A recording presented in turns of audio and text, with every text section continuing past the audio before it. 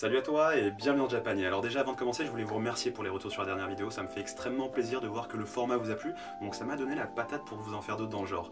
Donc dans cette vidéo on va faire une petite mise à jour sanitaire sur la situation du Japon, puisque je sais qu'il y a eu les fêtes de fin d'année, les vacances scolaires, etc. Donc vous êtes beaucoup à ne pas forcément avoir suivi l'actualité du Japon sur ces derniers jours, ces dernières semaines, voire ces derniers mois. Donc que vous vivez en France et que vous demandez est-ce que vous allez pouvoir bientôt retourner au Japon, ou que vous viviez au Japon et que vous demandez si vous allez pouvoir continuer à retourner en France, eh bien je vais répondre à tout dans cette vidéo, vous allez tout savoir, puisque vous savez, j'ai le bras long. Alors, petit disclaimer, hein, je parlais pas de genre de bras. D'ailleurs, Pierre, si tu nous entends là où t'es, on t'aime. Alors vous le savez certainement, mais le Japon a plutôt bien géré sa crise du Covid, c'est-à-dire qu'il y a beaucoup moins de cas au Japon que dans le reste du monde, donc le pays a vraiment bien géré en termes des mesures prises justement pour endiguer un peu le phénomène, mais forcément il y a eu cette troisième vague du Covid, et le Japon n'a pas échappé au phénomène. Depuis quelques semaines on observe une augmentation radicale du nombre de cas dans tout le Japon, et on peut expliquer un peu ce phénomène par trois principales raisons. Première raison, c'est un peu l'essoufflement de la prise de conscience de l'existence du Covid, c'est-à-dire que beaucoup de personnes ont repris un rythme de vie normal, c'est-à-dire qu'elles vont maintenant plus souvent au travail, sur leur lieu de travail physiquement, alors qu'il y avait beaucoup plus de télétravail avant. Les bars, les clubs, etc. ont repris pareil un train de vie normal, donc il y a beaucoup plus de personnes qui vont faire la fête. Les événements, eh bien, il y en a de plus en plus. Par exemple, cette semaine se tenait Wrestle Kingdom, qui est le plus gros événement de catch de l'année au Japon, et il y avait juste 12 000 personnes dans le Tokyo Dome, qui est à peu près l'équivalent du Paris-Bercy que nous on peut avoir en France.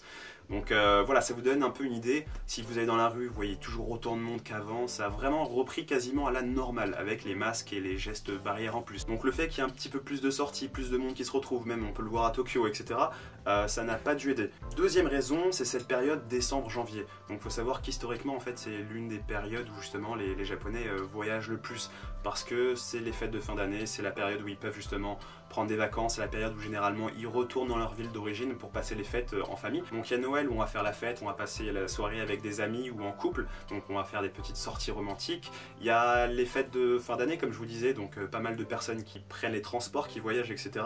Et puis il y a aussi le Hatsumode, donc c'est la première prière de l'année, c'est-à-dire qu'il y a beaucoup de personnes qui se regroupent au niveau des temples, des sanctuaires, etc. pour faire la première prière. Donc il y a du monde partout normalement, et justement en fait pour endiguer un peu tout ça, eh bien le Japon a rallongé la période de vacances. Normalement ça dure jusqu'au 4-5 janvier, là ils ont étendu le truc jusqu'au 11 janvier pour que les gens aient plus de temps, qu'ils ne se retrouvent pas à s'agglutiner tous en même temps au même moment. Du coup il a été observé qu'il y a eu beaucoup moins de vacanciers à cette période de l'année que les autres années, donc je pense que ça a dû quand même aider, mais voilà, ça a juste permis de limiter un peu le phénomène. Et la troisième raison, c'est qu'au moment où tout le monde justement essayait de contenir un peu ses habitants, les empêcher de voyager un petit peu trop, de trop bouger, eh bien le Japon a fait l'inverse, c'est-à-dire qu'elle a créé une campagne qui s'appelait Go to Travel, qui incitait les gens à justement bouger, voyager, etc. en leur offrant de grosses réductions, que ce soit au niveau des transports, des restaurants, des hôtels, pour justement redynamiter un peu toute l'économie locale, des villes, etc. Donc forcément plus de gens qui voyagent, surtout les Tokyoïdes justement, et donc ça fait plus de cas qui peuvent se déplacer dans tout le Japon et ce genre de bail.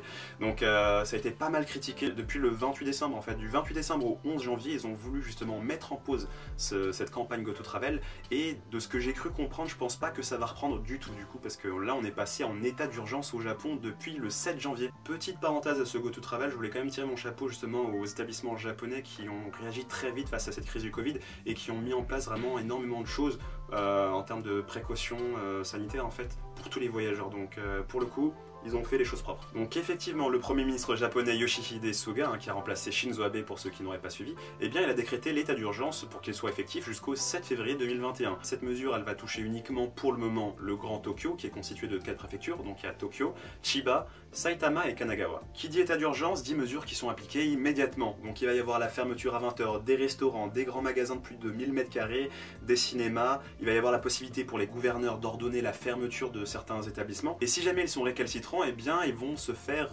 bâcher en public, c'est-à-dire qu'ils vont pouvoir justement publier le nom des établissements récalcitrants. Il va y avoir le renforcement du télétravail dans les entreprises, avec la réduction de 70% des déplacements pour se rendre sur son lieu de travail. Il est également recommandé la limitation des déplacements dans la mesure du possible et l'abstention de toute sortie non essentielle après 20 h. Limitation à 5000 personnes maximum pour les grands événements et jauge de 50% maximum du taux d'occupation. Donc pour le moment, et contrairement au premier état d'urgence, il n'y a aucune fermeture des établissements scolaires qui est prévue. Et je vous rappelle qu'au Japon, il n'y a pas de confinement obligatoire, c'est-à-dire que les gens, bien, ils pourront sortir comme bon leur semble, ils ne seront pas punis, ils seront juste mal vus, on va dire. Dernière partie de cette vidéo, certainement celle qui vous intéressera le plus, ce sont les conditions d'entrée sur le territoire japonais.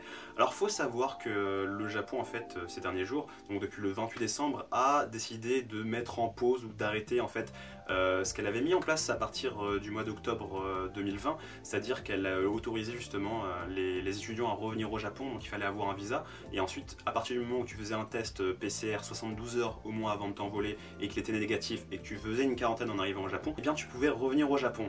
Donc ça maintenant ça a été stoppé, ça va être impossible de venir au Japon ou d'obtenir un visa ce jusqu'au mois de février. Ce sera seulement si vous êtes résident au Japon que vous allez pouvoir revenir au Japon en faisant un test PCR négatif et faire une quarantaine. Pareil pour les voyages d'affaires, donc normalement depuis le mois d'octobre de l'année dernière, eh bien, il était possible si l'on séjournait moins de 7 jours à l'étranger, eh bien, de revenir au Japon et de ne pas faire de quarantaine. Maintenant ça va être obligatoire. En parlant de quarantaine, elle a été renforcée pour les personnes qui auraient voyagé au Royaume-Uni ou en Afrique du Sud au moins 14 jours avant de remettre les pieds au Japon. C'est-à-dire qu'en fait pour leur quarantaine ils vont devoir déjà passer 3 jours dans un endroit qui va être désigné par les services japonais. À l'issue de ces 3 jours, ils vont passer un test à nouveau et s'il est négatif, ils vont être envoyés chez eux pour pouvoir finir la quarantaine tranquille. Mais voilà, ils vont être quand même suivis, traqués avec une application sur Line, etc. Donc voilà, ils ont un peu corsé le tout. Alors on va quand même finir par une note positive, hein, un bon petit plan que je vais vous partager avec vous, c'est-à-dire que si jamais en fait vous avez été victime d'une baisse de salaire à cause du Covid, que vous êtes capable de le prouver, de le justifier, eh bien il existe une aide mensuelle en fait fournie par l'État français qui est de 320 €. Donc 320 € par mois, par foyer. Et pour chaque enfant que vous avez à charge, c'est encore 213 € de plus. Donc voilà, si vous êtes éligible, eh bien foncez les amis. Et donc voilà, c'est tout, on a fait un peu le tour de l'actualité sanitaire au Japon sur ces dernières semaines. Donc maintenant, vous êtes à jour. Eh bien, il nous reste plus qu'à suivre un peu comment tout cela va se décanter. Donc j'espère pour tous ceux qui sont en France et qui souhaitent venir au Japon, que le Japon ouvrira incessamment sous peu ses frontières à nouveau, même aux touristes. Personnellement, je vais vous donner mon avis, je pense pas que ça arrivera avant l'automne prochain. Et encore, l'automne, ce serait assez optimiste. Je pense que dans un premier temps, ils vont surtout rouvrir aux autres pays asiatiques. Ce qu'on voit quand ils font du business récemment, ils ont surtout rouvert ça avec Singapour, Hong Kong, la Chine, etc. Donc je pense que ça va suivre un peu le même cheminement pour le côté tourisme. Donc voilà, va falloir s'accrocher, j'espère que vous prendrez soin de vous. Attention, la santé c'est ce qu'il y a de plus important, vous allez avoir tout le temps pour venir au Japon. Donc voilà, encore une fois moi je vous dis merci d'avoir regardé cette petite vidéo, j'espère que ce petit point actualité Covid vous aura plu. Moi sur ce je vous dis tchou bye bye et à la semaine prochaine.